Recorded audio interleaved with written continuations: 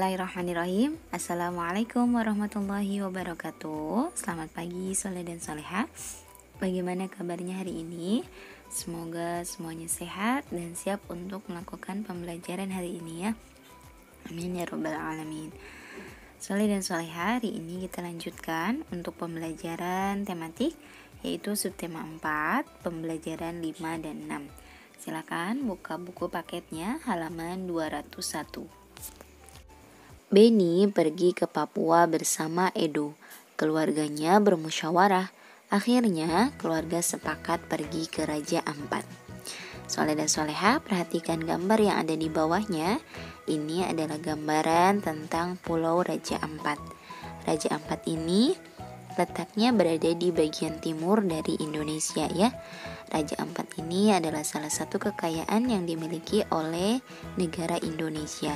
Di sana lautnya sangat jernih, bahkan ketika kita berenang di sana kita bisa melihat ribuan terumbu karang, kemudian ikan-ikan yang Masya Allah luar biasa sangat indah. Selanjutnya, musyawarah merupakan contoh sikap yang baik karena sesuai dengan sila keempat dari Pancasila. Nah, bisa perhatikan gambarnya yang sebelah kiri. Nah, sila keempat Pancasila itu bunyinya yaitu kerakyatan yang dipimpin oleh hikmat kebijaksanaan dalam permusyawaratan perwakilan dan dilambangkan dengan kepala banteng. Nah, ini materinya sudah pernah Bu Tari bahas sebelumnya ya. Salah satu contoh dari sila keempat Pancasila yaitu musyawarah. Selain musyawarah ada menyampaikan pendapat. Itu salah satu contoh dari sila keempat Pancasila. Selanjutnya di halaman 202, sikap yang sesuai sila keempat Pancasila di tempat wisata. Nah, ini kita kerjakan bersama-sama ya. Silakan kalian tulis di buku. Sikap yang sesuai dengan sila keempat Pancasila ketika di tempat wisata. Contohnya yang pertama yaitu musyawarah memilih tempat wisata yang akan dikunjungi. Kemudian yang kedua, musyawarah membeli oleh-oleh. Kemudian yang ketiga, musyawarah memilih tempat makan saat berwisata. Dan yang keempat, menghargai pendapat orang lain. Nah, ini adalah contoh sikap yang sesuai dengan sila keempat Pancasila ketika di tempat wisata. Selanjutnya di halaman 205, di sana ada percakapan antara Edo dengan kakak sepupunya. Edo meminta tolong kepada kakak sepupunya. Kakaknya bernama Oridek. Oridek disuruh menjadi juri. Bacalah teks percakapan berikut. Kita baca sama-sama ya. Yang pertama ada Edo. Bang, bolehkah meminta tolong? Tanya Edo kepada kakaknya. Kemudian kata Kak Oridek, boleh, meminta tolong apa dik? Selanjutnya dibuka halaman selanjutnya. Kemudian kata Edo, Bang, Edo ingin berlomba lompat palang. Apakah abang mau menjadi jurinya? Lalu kata Bang Oridek, baiklah kalau begitu, bersiaplah untuk menjadi pemenang. Lalu kata Edo, oke bang, terima kasih ya bang. Nah, di sini percakapan di sini yaitu mengandung di mana Edo meminta bantuan atau meminta tolong kepada Bang Oridek. Nah, harus diingat oleh Ananda semua, ketika kita meminta tolong kepada orang lain harus mengucapkan dengan kata yang sopan dan kata yang santun. Dan jangan lupa ucapkan terima kasih ketika orang lain sudah menolong kita ya. Kita lanjutkan ke pembelajaran 6 yang ada di halaman 207. Silakan dibuka. Beni pergi ke Pontianak. Beni mengunjungi pamannya. Paman Beni mengajak bakti sosial di Tugu Katulistiwa. Nah, soleh dan soleha, Tugu Katulistiwa ini berada di kota Banjarmasin ya, bukan berada di kota Pontianak. Kota Banjarmasin ini berada di Kalimantan Selatan. Selanjutnya di Tugu ada orang yang sedang mengecat, ada yang memungut sampah, ada juga orang yang sedang memotong rumput. Beni bertugas mencabut rumput. Beni bersama pamannya dan beberapa orang lainnya. Kemudian, bakti sosial merupakan sikap yang baik, sikap yang sesuai dengan sila kelima Pancasila. Kalau sebelumnya di pembelajaran 5 kita membahas tentang sila keempat, hari ini kita membahas tentang sila kelima Pancasila di pembelajaran 6. Sila kelima Pancasila ini bunyinya yaitu keadilan sosial bagi seluruh rakyat Indonesia, dilambangkan dengan simbol padi dan kapas. Baik, soleh dan soleha, coba kita kerjakan bersama ya yang ada di halaman 209. Kegiatan bakti sosial merupakan contoh sikap yang baik karena sesuai dengan sila kelima Pancasila. Berikanlah tanda centang pada gambar yang menunjukkan contoh sila dari kelima. Diskusikan dengan teman sebangkumu. Kita berdiskusi bersama di sini ya. Nah, yang nomor 1 itu ada yang sedang memberi bantuan. Nah, ini merupakan kegiatan bakti sosial. Nah, kegiatan bakti sosial itu merupakan contoh dari sila kelima Pancasila ya, berarti beri tanda centang. Kemudian yang nomor 2 nih, bisa dilihat dari gambarnya, kemudian bisa dilihat dari raut wajahnya. Nah, ini tidak menunjukkan sila kelima Pancasila ya. Kemudian yang ketiga nih, ada Meme ya. Mei sedang memberi bantuan kepada orang yang membutuhkan. Nah, ini juga termasuk sila kelima Pancasila. Nah, selain sila kelima Pancasila, yang gambar nomor 3 ini juga termasuk sila yang kedua, yaitu kemanusiaan yang adil dan beradab, karena berhubungan dengan kemanusiaan ya. Kemudian yang nomor 4 itu sedang bekerja bakti atau sedang gotong royong ya. Nah, ini juga termasuk sila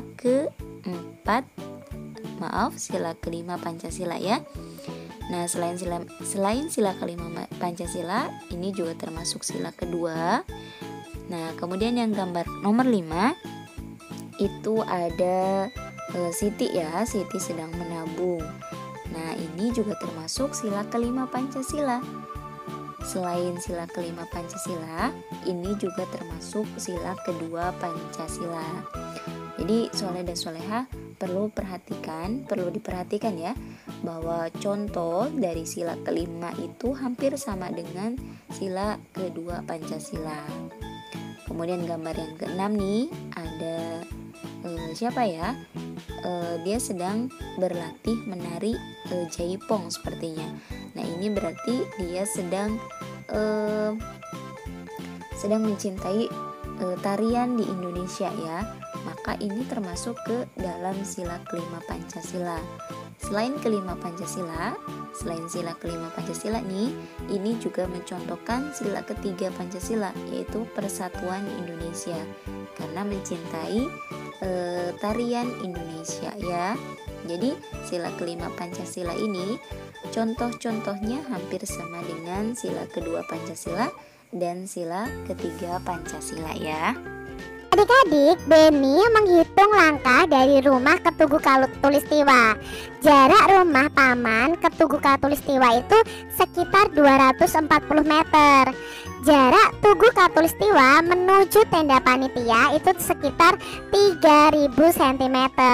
Berapa meterkah jarak yang harus ditempuh Beni dari rumah paman ke tenda panitia? Nah, di sini kita akan mengetahui jarak pertama, yaitu rumah ke Tugu ya. Rumah ke Tugu itu jaraknya 240 meter. Lalu jarak kedua itu Tugu ke tenda panitia, jaraknya ada 3000 cm. Yang ditanyakan apa? Jarak yang ditempuh Beni dalam meter. Jadi kita akan mengubah dulu adik-adik. Jarak yang kedua ini kan masih dalam bentuk sentimeter.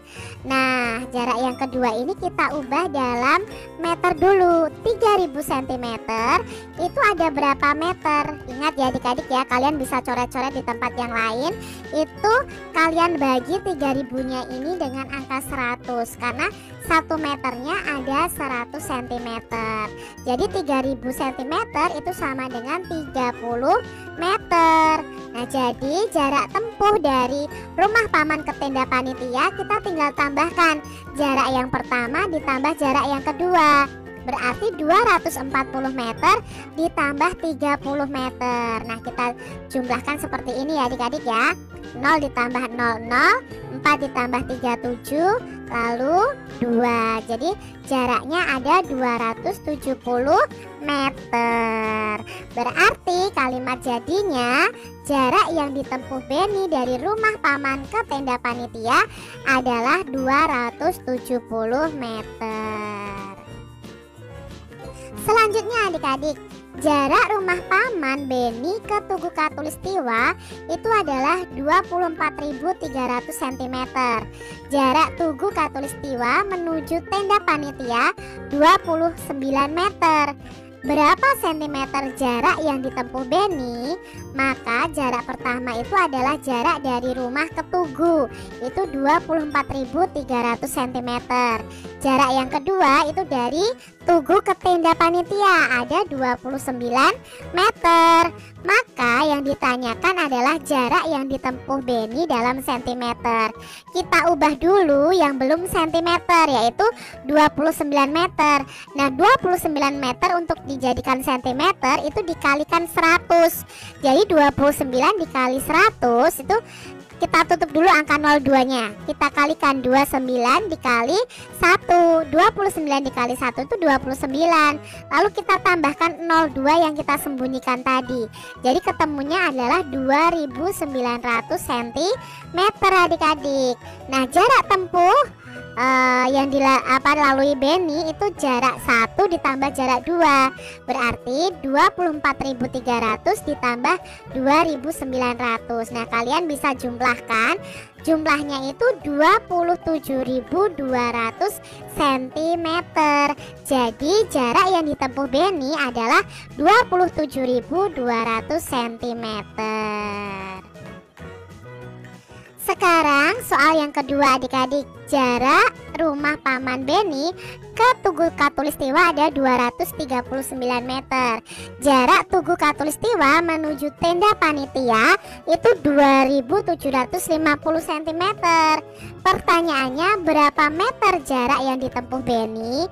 Nah, di sini kita ketahui jarak pertama 239 meter, jarak kedua itu 2750 cm.